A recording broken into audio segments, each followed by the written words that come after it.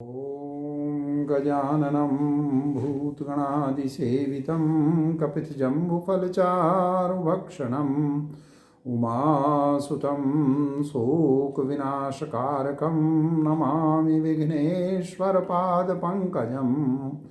ॐ वक्रतुण्डमहाकाय सूर्यकोटिसम्प्रभ निर्विघ्नं कुरु मे देव सर्वकार्येषु सर्वदा। ॐ अतुलितबलधामं नमामि हेमशैलावदेहं नमामि धनुजवनकृशानुं नमामि ज्ञानिनामग्रगण्यं नमामि सकलगुणनिधानं नमामि वानराणां धीशं नमामि रघुपतिप्रियभक्तं नमामि ॐ वातजातं नमामि। जय ओम श्री रामचंद्राय नमः। ओम श्री रामभद्राय नमः। ओम श्री राम सीतारामाय नमः। ओम जय शंकर जय पार्वती जय ओम। सभी देवी देवताओं को प्रणाम। जय ओम। नाम ही के प्रसाद से शिव जी अविनाशी हैं और अमंगल वेश वाले होने पर भी मंगल की राशि हैं। सुखदेव जी और सनकादि सिद्ध मुनि योगीगण नाम के ही प्रसाद से ब्रह्मानंद को भोगते हैं। नारद जी ने नाम के प्रताप को जाना है। हरि सारे संसार को प्यारे हैं, हरि को हर प्यारे हैं। और आप श्री नारद जी हरि और हर दोनों को प्रिय हैं। नाम के जपने से प्रभु ने कृपा की, जिससे प्रहलाद भक्त शिरोमणि हो गए। ओम जय श्री राम। ध्रुव जी ने ग्लानि से विमाता के वचनों से दुखी होकर सकाम भाव से हरिनाम को जपा और उसके प्रताप से अचल अनुपम स्थान ध्रुव लोक प्राप्त किया। हनुमान जी ने पवित्र नाम का स्मरण करके श्री राम जी को अपने वश में कर रखा है। नीच, अजामिल, गज और गणिका भी श्री हरि के नाम के प्रभाव से मुक्त हो गए। मैं नाम की बड़ाई कहाँ तक कहूँ, राम भी नाम के गुणों को नहीं गा सकते। कलयुग में राम का नाम कल्पतरु, मनचाहा पदार्थ देने वाला और कल्याण का निवारा, मुक्ति का घर है। जिसको स्मरण करने से भांग सा मतलब निकृष्ट तुलसीदास तुलसी के समान पवित्र हो गया है। केवल कलयुग की ही बात नहीं है, चारों युगों में, तीनों कालों में और तीनों लोकों में नाम को जपकर जीव शोक रहित हुए हैं। वेद, पुराण और संतों का मत यही है कि समस्त पुण्यों का फल श्री राम जी में या राम नाम में प्रेम होना है। पहले सत्य युग में ध्यान से, दूसरे त्रेता युग में यज्ञ से और द्वापर में पूजन से भगवान प्रसन्न होते हैं। परंतु कलयुग केवल पाप की जड़ और मलिन है। इसमें मनुष्यों का मन पाप रूपी समुद्र में मछली बना हुआ है, अर्थात पाप से कभी अलग होना ही नहीं चाहता। इससे ध्यान, यज्ञ और पूजन नहीं बन सकते। ऐसे कराल कलयुग के काल में तो नाम ही कल्प वृक्ष है, जो स्मरण करते ही संसार के सब जंजालों को नाश कर देने वाला है। कलयुग में यह राम नाम मनोवांछित फल देने वाला है, परलोक का परम हितैषी और इस लोक का माता पिता है। अर्थात परलोक में भगवान परम धाम देता है और इस लोक में माता पिता के समान सब प्रकार से पालन और रक्षण करता है। कलयुग में न कर्म है, न भक्ति है और न ज्ञान ही है। राम नाम ही एक आधार है। कपट की खान कलयुग रूपी कालनेमी के मारने के लिए राम नाम ही बुद्धिमान और समर्थ श्री हनुमान जी हैं। राम नाम श्री नरसिंह भगवान हैं। कलयुग हिरण्यकश्यप है और जप करने वाले जन प्रहलाद के समान हैं। यह राम नाम देवताओं के शत्रु कलयुग रूपी दैत्य को मारकर जप करने वालों की रक्षा करेगा। अच्छे भाव से, बुरे भाव से, क्रोध से, आलस्य से, किसी तरह से भी नाम अपने जपने से दसों दिशाओं में कल्याण होता है। उसी परम कल्याणकारी राम नाम का स्मरण करके और श्री रघुनाथ जी को मस्तक नवाकर मैं राम जी के गुणों का वर्णन करता हूँ। वे श्री राम जी मेरी बिगड़ी सब तरह से सुधार लेंगे, जिनकी कृपा करने से नहीं अघाती है। राम से उत्तम स्वामी और मुझ सरीखा बुरा सेवक, इतने पर भी उन दयानिधि ने अपनी ओर देखकर मेरा पालन किया है। लोक और वेद में भी अच्छे स्वामी की यही रीति प्रसिद्ध है कि वह विनय सुनते ही प्रेम को पहचान लेता है।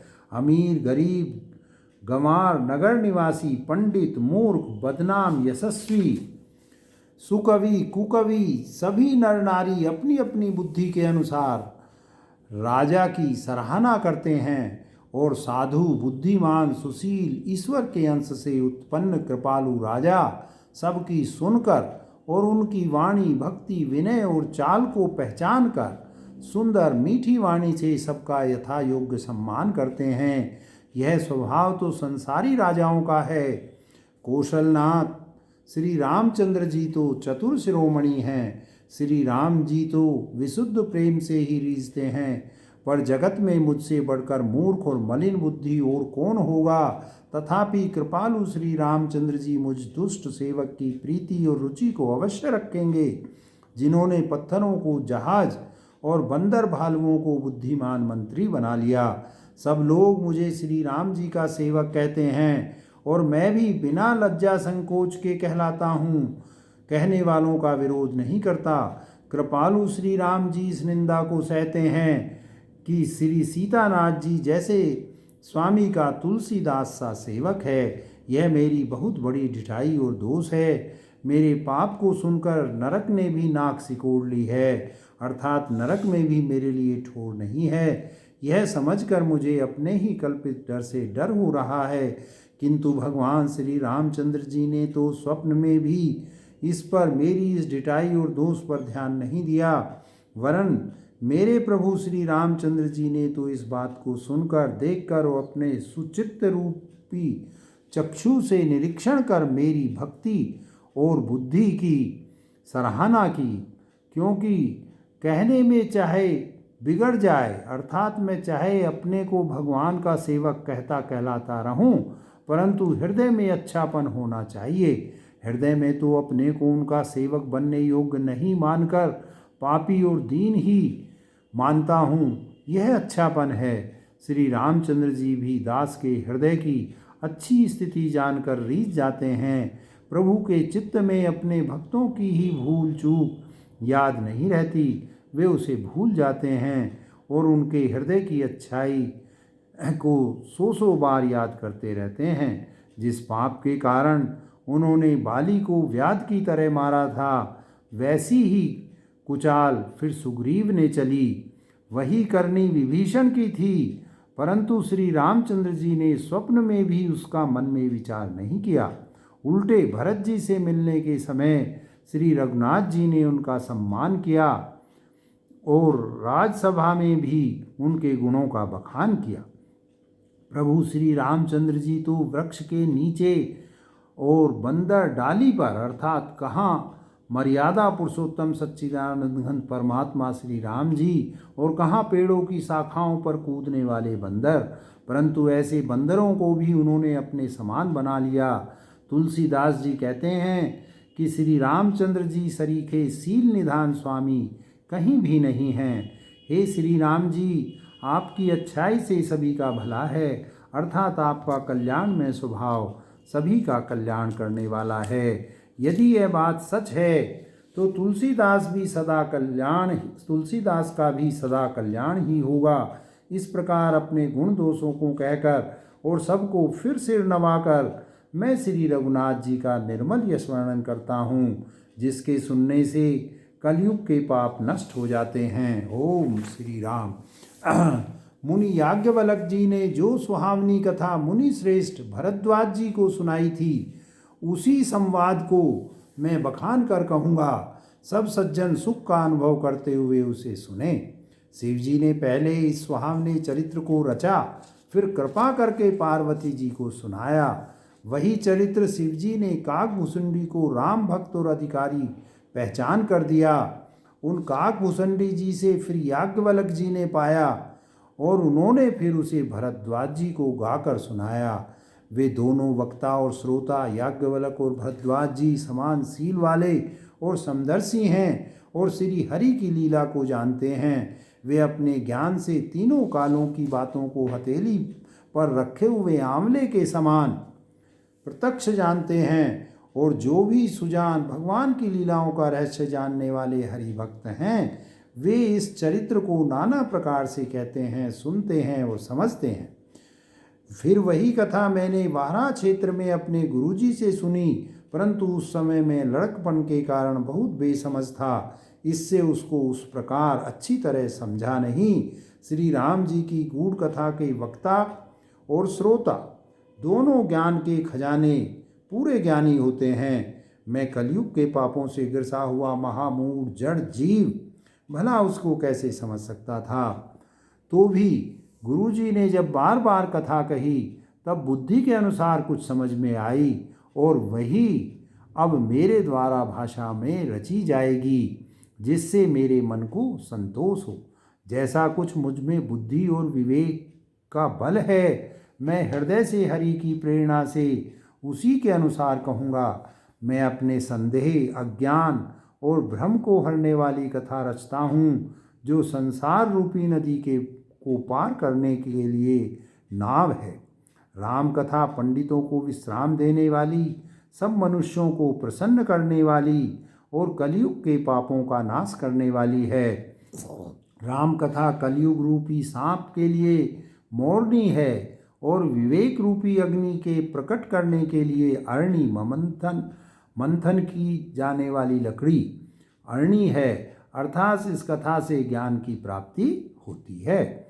राम कथा कलयुग में सब मनोरथों को पूर्ण करने वाली कामधेनु गो है और सज्जनों के लिए सुंदर संजीवनी जड़ी है। पृथ्वी पर यही अमृत की नदी है, जन्म मरण रूपी भय का नाश करने वाली और ब्रह्म रूपी मेंढकों को खाने के लिए सर्पणी है। यह राम कथा असुरों की सेना के समान नरकों का नाश करने वाली और साधु रूप देवताओं के कुल का हित करने वाली पार्वती दुर्गा है। यह संत समाज रूपी क्षीर समुद्र के लिए लक्ष्मी जी के समान है और संपूर्ण विश्व का भार उठाने में अचल पृथ्वी के समान है। यमदूतों के मुख पर कालिख लगाने के लिए यह जगत में यमुना जी के समान है और जीवों को पालने के लिए, मुक्ति देने के लिए मानो काशी ही है। यह श्री राम जी को पवित्र तुलसी के समान प्रिय है और तुलसीदास के लिए हुलसी तुलसीदास जी की माता के समान हृदय से हित करने वाली है। यह राम कथा शिव जी को नर्मदा जी के समान प्यारी है। यह सब सिद्धियों की तथा सुख समृद्धियों की राशि है। सद्गुण रूपी देवताओं के उत्पन्न और पालन पोषण करने के लिए माता अदिति के समान है। श्री रघुनाथ जी की भक्ति और प्रेम की परम सीमा सी है। तुलसीदास जी कहते हैं कि राम कथा मंदाकिनी नदी है, सुंदर निर्मल चित्रकूट है और सुंदर स्नेही वन है, जिसमें श्री सीताराम जी विहार करते हैं। श्री रामचंद्र जी का चरित्र सुंदर चिंतामणि है और संतों की सुबुद्धि रूपी स्त्री का सुंदर श्रृंगार है। श्री रामचंद्र जी के गुण समूह जगत का कल्याण करने वाले और मुक्ति, धन, धर्म और परम धाम के देने वाले हैं। ज्ञान, वैराग्य और योग के लिए सद्गुरु हैं और संसार रूपी भयंकर रोग का नाश करने के लिए देवताओं के वैद्य अश्विनी कुमार के समान हैं। ये श्री सीताराम जी के प्रेम के उत्पन्न करने के लिए माता पिता हैं और संपूर्ण व्रत, धर्म और नियमों के बीज हैं। पाप, संताप और शोक का नाश करने वाले तथा इस लोक और परलोक के प्रिय पालन करने वाले हैं। विचार ज्ञान रूपी राजा के सूरवीर मंत्री और लोभ रूपी अपार समुद्र के सोखने के लिए अगस्त्य मुनि हैं। भक्तों के मन रूपी वन में बसने वाले काम, क्रोध और कलयुग के पाप रूपी हथियारों को हाथियों के मारने के लिए सिंह के बच्चे हैं। शिव जी के पूज्य और प्रियतम अतिथि हैं और दरिद्रता रूपी दावानल के बुझाने के लिए कामना पूर्ण करने वाले मेघ हैं। विषय रूपी सांप का जहर उतारने के लिए मंत्र और महामणि हैं। ये ललाट पर लिखे हुए कठिनता से मिटने वाले बुरे लेखों मंद प्रारब्ध को मिटा देने वाले हैं। अज्ञान रूपी अंधकार के हरण करने के लिए सूर्य किरणों के समान और सेवक रूपी धान के पालन करने में मेघ के समान है। मनोवांछित वस्तु देने में श्रेष्ठ कल्प वृक्ष के समान हैं और सेवा करने में श्री हरि के समान सुलभ और सुख देने वाले हैं। सुकवि रूपी शरद ऋतु के मन रूपी आकाश को सुशोभित करने के लिए तारागण के समान और श्री राम जी के भक्तों के तो जीवन धन ही हैं। संपूर्ण पुण्यों के फल महान भोगों के समान हैं। जगत का छल रहित यथार्थ हित करने में साधु संतों के समान हैं। सेवकों के मन रूपी मानसरोवर के लिए हंस के समान और पवित्र करने में गंगा जी की तरंगमालाओं के समान हैं। श्री राम जी के गुणों के समूह कुमार्ग, कुतर्क, कुचाल और कलयुग के कपट, दंभ और पाखंड के जलाने के लिए वैसे ही हैं जैसे ईंधन के लिए प्रचंड अग्नि। रामचरित्र पूर्णिमा के चंद्रमा की किरणों के समान सभी को सुख देने वाले हैं, परंतु सज्जन रूपी कुमुदनी और चकोर के चित्त के लिए तो विशेष हितकारी और महान लाभदायक हैं। जय श्री राम। जिस प्रकार श्री पार्वती जी ने श्री शिव जी से प्रश्न किया और जिस प्रकार से श्री शिव जी ने विस्तार से इसका उत्तर कहा, वह सब कारण मैं विचित्र कथा की रचना करके गाकर कहूँगा। जिसने यह कथा पहले न सुनी हो वह इसे सुनकर आश्चर्य न करे। जो ज्ञानी इस विचित्र कथा को सुनते हैं वे यह जानकर आश्चर्य नहीं करते कि संसार में राम कथा की कोई सीमा नहीं है। राम कथा अनंत है। उनके मन में ऐसा विश्वास रहता है नाना प्रकार से श्री रामचंद्र जी के अवतार हुए हैं और 100 करोड़ तथा अपार रामायण हैं।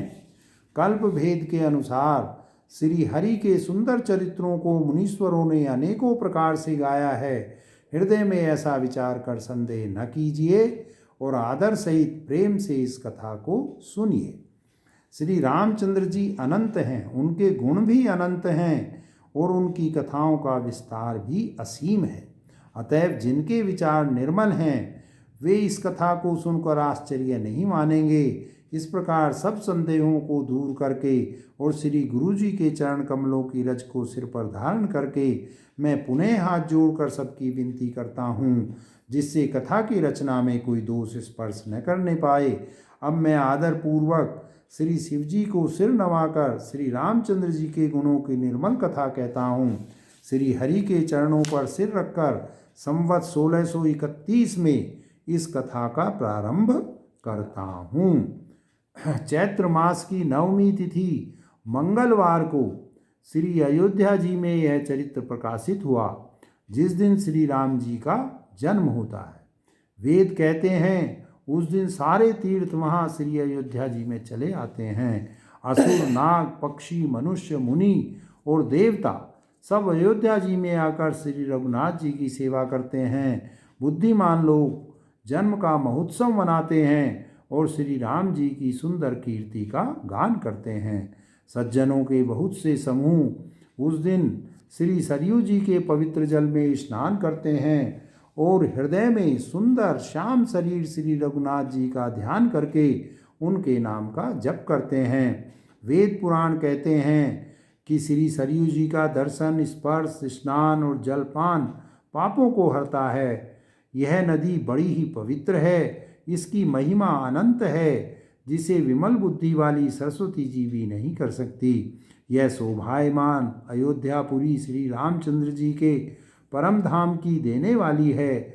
सब लोकों में प्रसिद्ध है और अत्यंत पवित्र है। जगत में अंडज, स्वेदज, उद्विज और जरायुज 4 खानी 4 प्रकार के अनंत जीव हैं।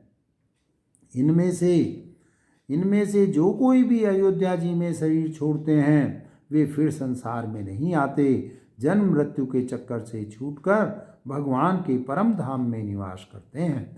इस अयोध्यापुरी को सब प्रकार से मनोहर, सब सिद्धियों की देने वाली और कल्याण की खान समझकर मैंने इस निर्मल कथा का आरंभ किया, जिसके सुनने से काम, मद और दंभ नष्ट हो जाते हैं। इसका नाम रामचरितमानस है, जिसके कानों से सुनते ही शांति मिलती है। मन रूपी हाथी विषय रूपी दावानल में जल रहा है, वह यदि इस रामचरितमानस रूपी सरोवर में आ पड़े तो सुखी हो जाए। यह रामचरितमानस मुनियों का प्रिय है। इस सुहावने और पवित्र मानस की शिव जी ने रचना की है। यह तीनों प्रकार के दोषों, दुखों और दरिद्रता को तथा कलयुग की कुचालों और सब पापों का नाश करने वाला है। श्री महादेव जी ने इसको रचकर अपने मन में रखा था और सुअवसर पाकर पार्वती जी से कहा। इसी से शिव जी ने इसको अपने हृदय में देखकर और प्रसन्न होकर इसका सुंदर रामचरितमानस नाम रखा। मैं उसी सुख देने वाली सुहावनी राम कथा को कहता हूँ। हे सज्जनों, आदरपूर्वक मन लगाकर इसे सुनिए। यह रामचरितमानस जैसा है, जिस प्रकार बना है और जिस हेतु से जगत में इसका प्रचार हुआ, अब वही सब कथा मैं श्री उमा महेश्वर का स्मरण करके कहता हूँ। ओम जय शंकर जय पार्वती।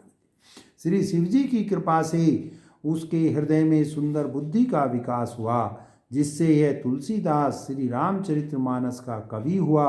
अपनी बुद्धि के अनुसार तो वह इसे मनोहर ही बनाता है, किंतु फिर भी हे सज्जनों, सुंदर चित्त से सुनकर इसे आप सुधार लीजिए। सुंदर सात्विकी बुद्धि भूमि है, हृदय ही उसमें गहरा स्थान है। वेद पुराण समुद्र हैं और साधु संत मेघ हैं। वे साधु रूपी मेघ श्री राम जी के सुयस रूपी सुंदर, मधुर, मनोहर और मंगलकारी जल की वर्षा करते हैं। सगुण लीला का जो विस्तार से वर्णन करते हैं, वही राम सुयस रूपी जल की निर्मलता है, जो मल का नाश करती है। और जिस प्रेमा भक्ति का वर्णन नहीं किया जा सकता, वही इस जल को मधुरता और सुंदर शीतलता है। वह राम सुयस रूपी जल सत्कर्म रूपी धान के लिए हितकर है और श्री राम जी के भक्तों का तो जीवन ही है। वह पवित्र जल बुद्धि रूपी पृथ्वी पर गिरा और सिमट कर सुहावने वन कान रूपी मार्ग से चला और मानस मतलब हृदय रूपी श्रेष्ठ स्थान में भरकर वहीं स्थिर हो गया। वही पुराना होकर सुंदर, रुचिकर और शीतल और सुखदायी हो गया। इस कथा में बुद्धि से विचार कर जो चार अत्यंत सुंदर उत्तम संवाद भुसुंडी गरुड़, शिव पार्वती, याज्ञवल्क भरद्वाज और तुलसीदास और संत रचे हैं, वही इस पवित्र और सुंदर सरोवर के चार मनोहर घाट हैं। 7 कांड ही इस मान सरोवर की सुंदर 7 सीढ़ियां हैं, जिनको ज्ञान रूपी नेत्रों से देखते ही मन प्रसन्न हो जाता है। श्री रघुनाथ जी की निर्गुण प्राकृतिक गुणों से अतीत और निर्बाध एक रस महिमा का जो वर्णन किया जाएगा, वही इस सुंदर जल की अथाह गहराई है। श्री रामचंद्र जी और सीता जी का यश अमृत के समान जल है। इसमें जो उपमाएं दी गई हैं, वही तरंगों का मनोहर विलास है। सुंदर चौपाइयाँ ही इसमें घनी फैली हुई पूरीन कमलनियाँ हैं और कविता की युक्तियाँ सुंदर मणि उत्पन्न करने वाली सुहावनी सीपियाँ हैं। जो सुंदर छंद, सोरठे और दोहे हैं, वही इसमें बहुरंगे कमलों के समूह सुशोभित हैं। अनुपम अर्थ, ऊंचे भाव और सुंदर भाषा ही पराग है, मकरंद और सुगंध है। सत्कर्मों के पुंज भोरों की सुंदर पंक्तियां हैं। ज्ञान, वैराग्य और विचार हंस हैं। कविता की ध्वनि, वक्रोक्ति, गुण और जाति ही अनेकों प्रकार की मनोहर मछलियां हैं। अर्थ, धर्म, काम, मोक्ष ये चारों ज्ञान विज्ञान का विचार के कहना, काव्य के 9 रस, जप, तप, योग और वैराग्य के प्रसंग, ये सब इस सरोवर के सुंदर जलचर जीव हैं। सुकृति, पुण्यात्मा जनों के, साधुओं के और श्री राम के गुणों का गान ही विचित्र जल पक्षियों के समान है। संतों की सभा ही सरोवर के चारों ओर की अमराई है और श्रद्धा वसंत ऋतु के समान कही गई है। नाना प्रकार से भक्ति का निरूपण और क्षमा, दया तथा दम लताओं के मंडप हैं। मन का निग्रह यम, अहिंसा, सत्य, अस्तेय, ब्रह्मचर्य और अपरिग्रह नियम, शौच, संतोष, तप, स्वाध्याय और ईश्वर प्रणिधान ही उनके फूल हैं। ज्ञान फल है और श्री हरि के चरणों में प्रेम ही इस ज्ञान रूपी फल का रस है, ऐसा वेदों ने कहा है। इस रामचरितमानस में और भी जो अनेक प्रसंगों की कथाएं हैं, वे ही इसमें तोते, कोयल आदि रंग बिरंगे पक्षी हैं। कथा में जो रोमांच होता है वही वाटिका, बाग और वन है, और जो सुख होता है वही सुंदर पक्षियों का विहार है। निर्मल मन ही माली है, और जो प्रेम रूपी जल से सुंदर नेत्रों द्वारा उनको सींचता है। जो लोग इस चरित्र को सावधानी से गाते हैं वे ही इस तालाब के चतुर रखवाले हैं, और जो स्त्री पुरुष सदा आदर पूर्वक इसे सुनते हैं वे ही इस सुंदर मानस के अधिकारी उत्तम देवता हैं। जो अति दुष्ट और विषयी हैं वे अभागे बगुले और कोए हैं, जो इस सरोवर के समीप नहीं जाते, क्योंकि यहाँ इस मानस सरोवर में घोंगे, मेंढक, सेवार के समान विषय रस की नाना कथाएं नहीं हैं। इसी कारण बेचारे कौवे और बगले रूपी विषयी लोग यहाँ आते हुए हृदय में हार मान जाते हैं, क्योंकि इस सरोवर तक आने में कठिनाइयाँ बहुत हैं। श्री राम जी की कृपा के बिना यहाँ नहीं आया जाता। घोर कुसंग ही भयानक बुरा रास्ता है। उन कुसंगियों के वचन ही बाघ, सिंह और सांप हैं। घर के काम काज और गृहस्थी के भांति भांति के जंजाल ही अत्यंत दुर्गम बड़े बड़े पहाड़ हैं। मोह, मद और मान ही बहुत से बीहड़ वन हैं, और नाना प्रकार के कुतर्क ही भयानक नदियाँ हैं। जिनके पास श्रद्धा रूपी रहा खर्च नहीं है और संतों का साथ नहीं है, और जिनको श्री रघुनाथ जी प्रिय नहीं है, उनके लिए यह मानस अत्यंत ही अगम है। अर्थात श्रद्धा, सत्संग और भगवत प्रेम के बिना कोई इसको नहीं पा सकता। जय श्री राम। यदि कोई मनुष्य कष्ट उठाकर वहाँ तक पहुँच भी जाए तो वहाँ जाते ही उसे नींद रूपी जूड़ी आ जाती है। हृदय में मूर्खता रूपी बड़ा कड़ा जाड़ा लगने लगता है, जिससे वहाँ जाकर भी वह अभागा स्नान नहीं कर पाता। उससे उस सरोवर में स्नान और उसका जलपान तो किया नहीं जाता, वह अभिमान सहित लौट आता है। फिर यदि कोई उससे वहाँ का हाल पूछने आता है तो वह अपने अभाग्य की बात न कहकर सरोवर की निंदा करके उसे समझाता है। ये सारे विघ्न उसको नहीं व्यापते, बाधा नहीं देते, जिसे रामचंद्र जी सुंदर कृपा की दृष्टि से देखते हैं।